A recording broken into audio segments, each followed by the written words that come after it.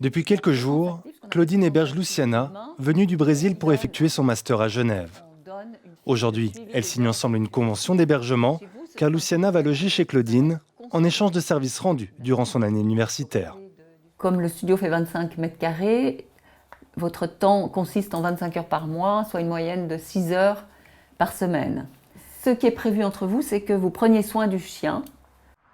En plus de s'occuper du chien de Claudine, Luciana versera chaque mois 120 francs à son hôte. Ces deux femmes forment l'un des 23 tandems du nouveau programme d'hébergement de l'Université de Genève. Une belle opportunité peu onéreuse pour cette étudiante en statistique, choisie parmi une centaine de dossiers. J'avais entendu qu'il était très difficile de trouver une chambre à Genève pour les étudiants.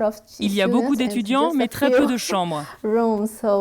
Mais heureusement, de mon côté, j'ai eu beaucoup de chance. Tout s'est bien passé. Les prestations des étudiants varient selon les tandems. Certains vont s'occuper des courses, d'autres vont donner des cours de musique ou encore réaliser des tâches de jardinage. C'est ce que va faire Yvan, espagnol de 22 ans, en échange d'une chambre chez Arlette, âgée de 90 ans.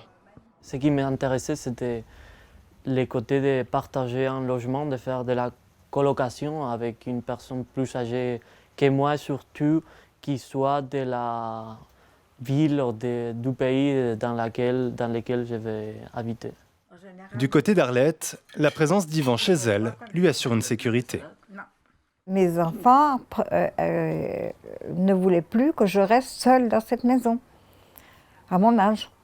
Je dois dire que je suis très bien tombée avec Yvan. Je ne pensais pas que ce serait aussi bien. Ce programme d'échange, une solution venue d'Allemagne pour pallier la pénurie de logements pour étudiants qui touche le canton de Genève. L'objectif, c'est d'atteindre 100 ou 150 tandems dans les prochaines années.